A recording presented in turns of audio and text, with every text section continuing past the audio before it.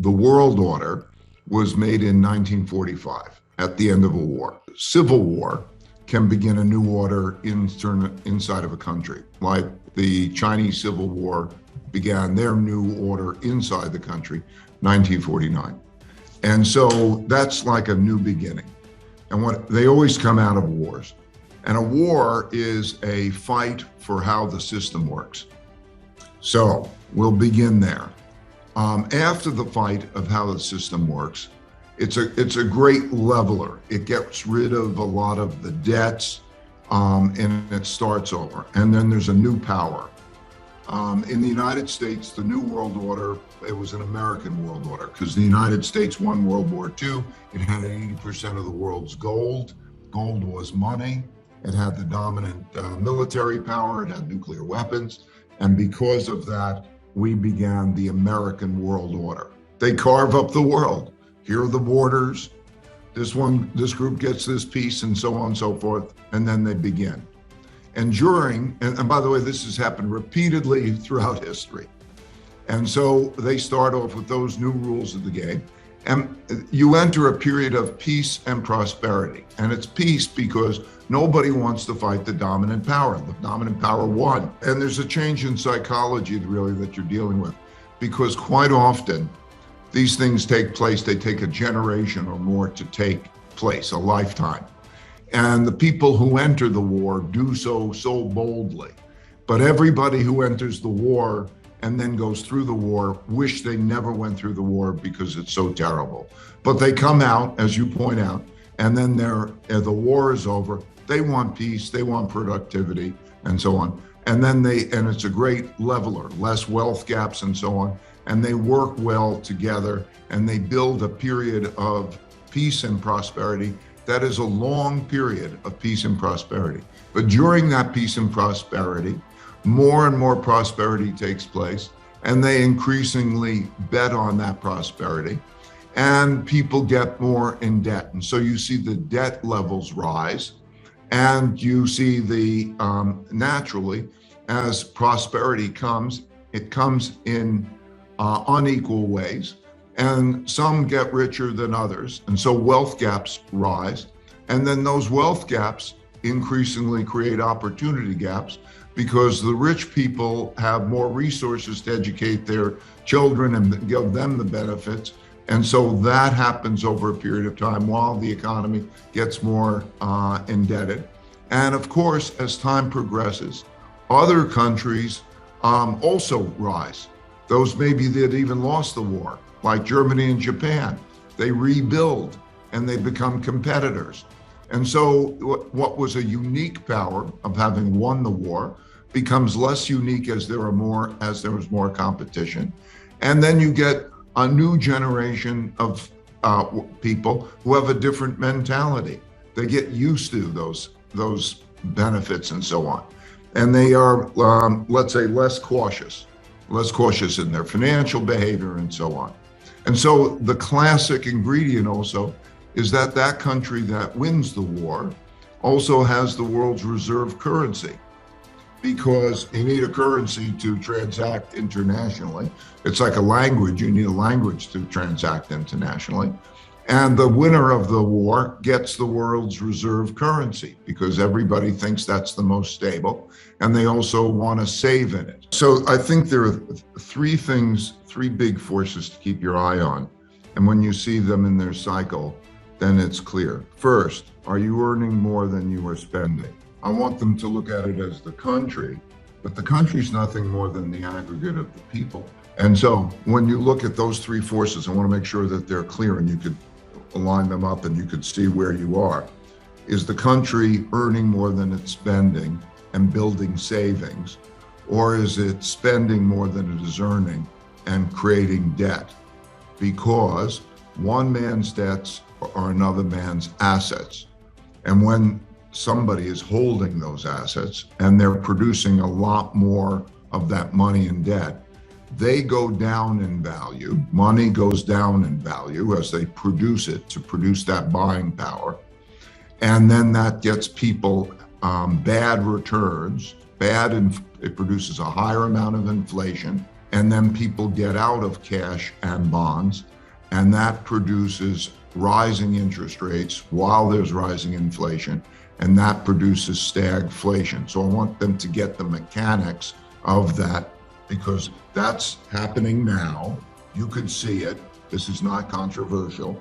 We are producing a lot of debt. We're spending a lot more than we're earning. And as a result, they're printing a lot of money. And the printing of a lot of money creates a lot of inflation.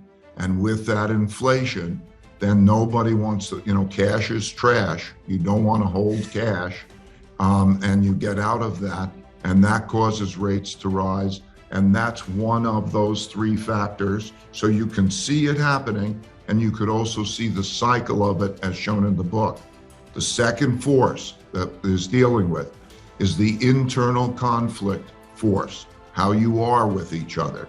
Are you operating cohesively, common mission, and moving in the right direction, the system working? Or are you at each other's throats? Is the system threatened? Because history has shown when the causes that people are behind are more important to them than the system is in jeopardy. And that is a risky situation. It's a risky situation because it produces disorder, and it can produce a form of civil war.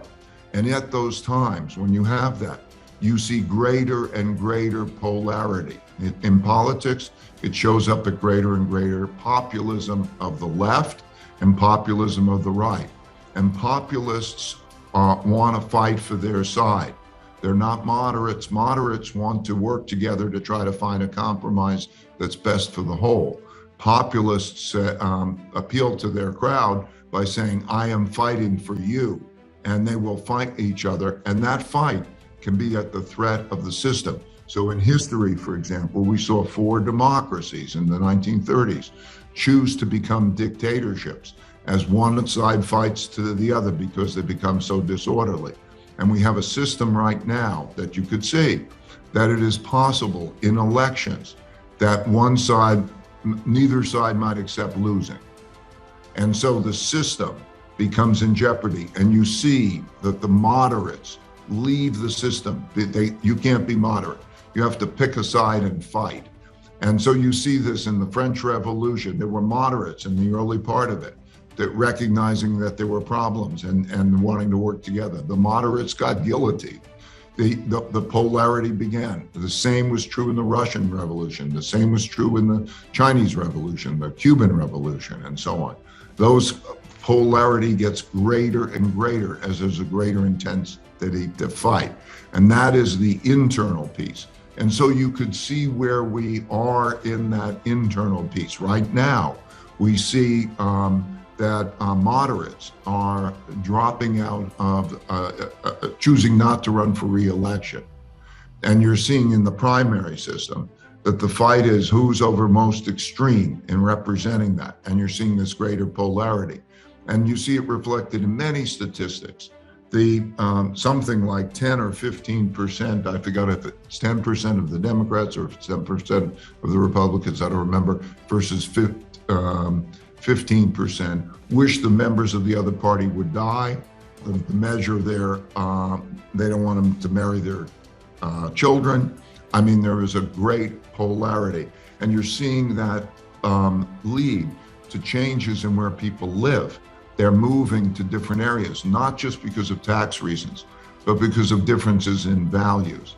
And so that kind of, you can see it today happening, these things, but you also can see the arc of them in the book because it measures statistics. It shows these things happening. So when you have a financial problems and you have this kind of polarity and you have a bad time, you have a lot of fighting internally.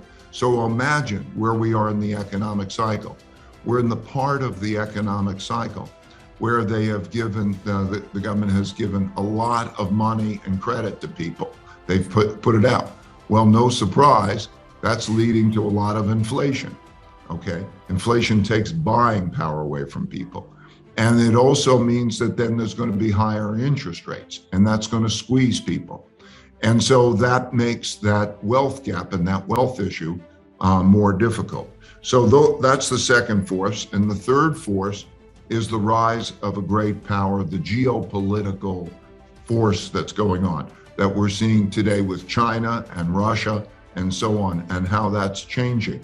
Because when the power of a country diminishes, okay, when we get weaker financially, or how we are with each other and so on, there are greater vulnerabilities. And there's always the competitive power that learns how to become stronger.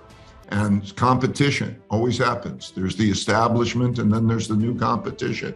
And as they get stronger in all ways, militarily and commercially and so on. And that's the dynamic that we're seeing. The events that happened in the Ukraine, and that is bringing all this development internationally up at a little bit quicker pace. It's the same dynamic. There are two sides, and there'll be neutral countries, just like in the war. There was the Allies and the Axis powers, and then there would be neutral countries. And so that part is developing.